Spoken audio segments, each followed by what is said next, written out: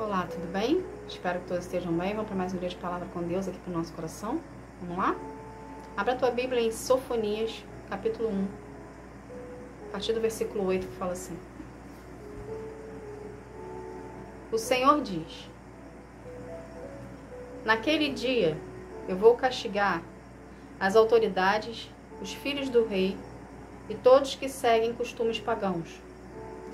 Castigarei também todos os que me adoram, como os pagãos adoram os seus deuses, e aqueles que enchem o templo do seu Deus com presentes que ajuntaram por meio de roubo e violência. Somente até aqui. O que Deus quer que a gente aprenda disso aqui? Aqui é Deus falando com Sofonias o que vai acontecer mediante o povo de Deus. Aí você fala assim para mim: mas Roberta, você acabou de ler ali é um povo que adora Deus pagão, mas também é um povo que serve a Deus. Sim, a palavra está sendo bem explícita em relação a isso. Por que Deus está querendo? O que Deus quer que a gente aprenda disso aqui? No meio cristão, existem pessoas, não são todas, mas existem pessoas que mascaram e encenam que servem a Deus, ok? Mas o coração está longe de Deus. Ela serve ao inferno. É literalmente o lobo em pele de cordeiro. Entende? E a gente não pode ser assim. Cristão tem que ter apenas um único caráter. O que é cristão?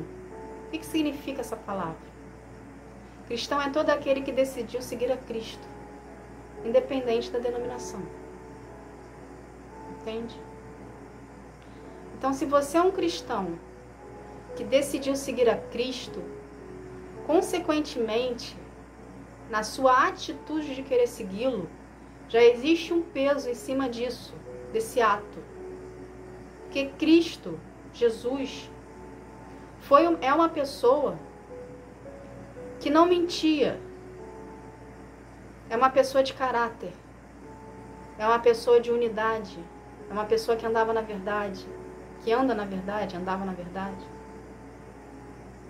Ou seja, o caráter de Cristo é perfeito. Porque Ele é perfeito. Nós nunca seremos perfeitos, porque nós nascemos no pecado. Porém, se a gente decidiu ser cristão, seguidores de Cristo, precisamos todos os dias mortificar a nossa carne para sermos parecidos com Ele. Ou seja, precisamos todos os dias buscar a presença do Senhor e ser praticante da sua palavra. Sem praticar a palavra de Deus, sem praticar o que está escrito na Bíblia, não existe transformação. Você vai ser aquele crente de fachada. Que você mostra para o mundo que você é uma pessoa que serve ao Senhor, que tem temor a Ele, mas o seu coração está longe. Não seja um crente de fachada. Busque a Deus na sua intimidade, peça misericórdia para Ele para transformar você. Entende? É necessário você fazer uma reflexão de ti, sobre a sua vida. Pergunta para si mesmo se você está sendo verdadeiro com você e com Deus, e servindo a Ele de verdade. Pergunta para si mesmo se você realmente tem relacionamento com Ele.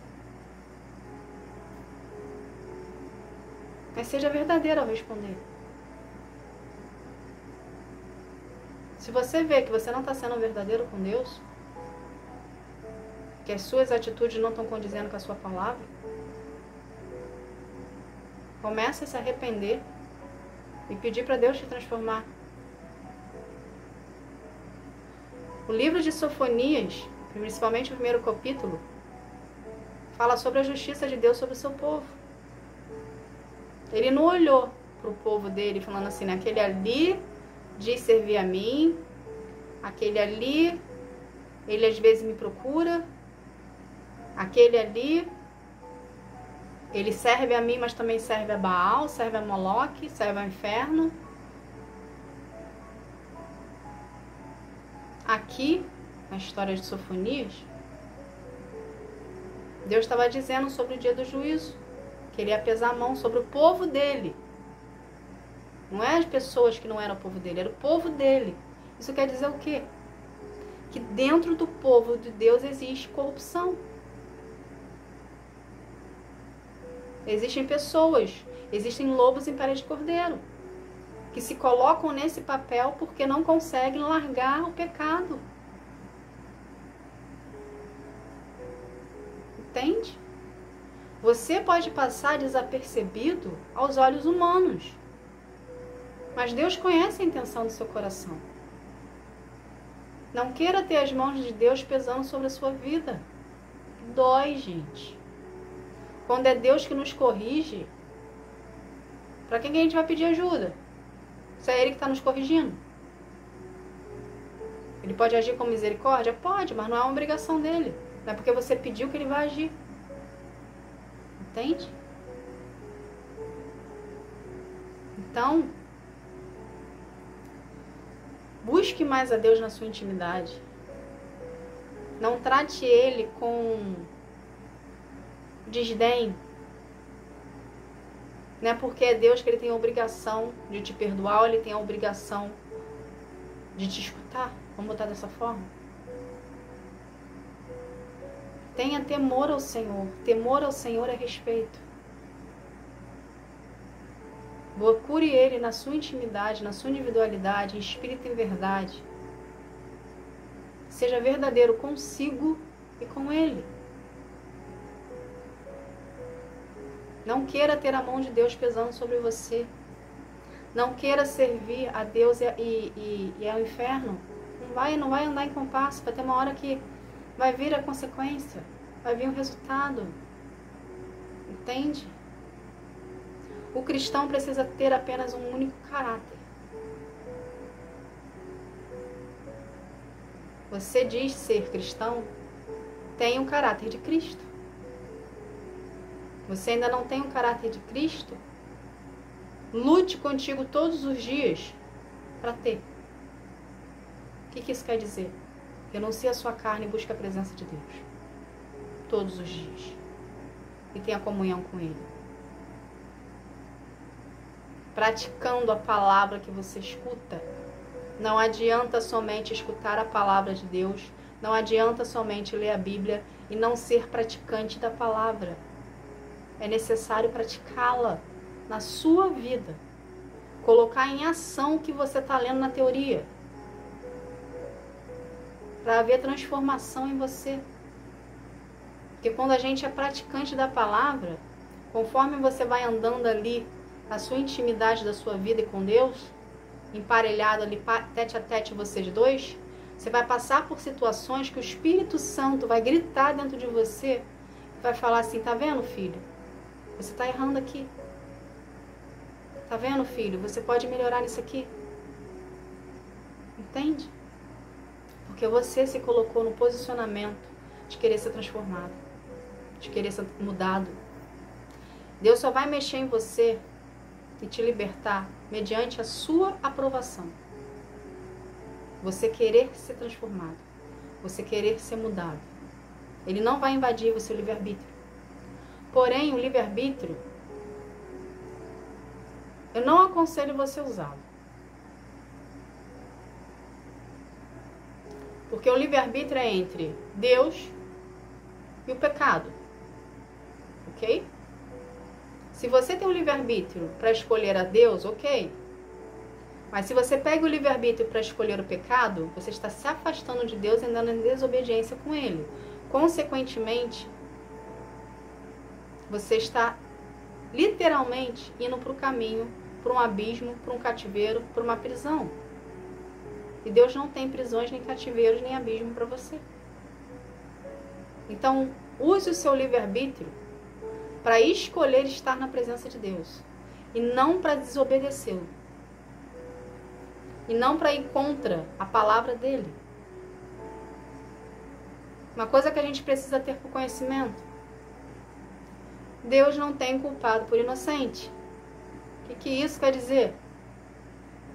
Que você pode dizer que serve ao Senhor, mas se você continuar nas práticas mundanas, agredindo a você mesmo e a outras pessoas, Ele vai pesar a mão sobre a sua vida.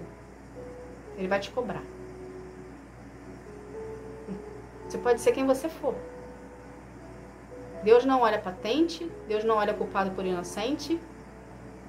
Se você é culpado, independente do valor que você tenha na carteira, seja muito, seja pouco, seja uma pessoa importante, não seja uma pessoa de nível de cargo alto ou uma pessoa de cargo baixo, independente de quem quer que você seja, se você errou, Deus não tem culpado por inocente.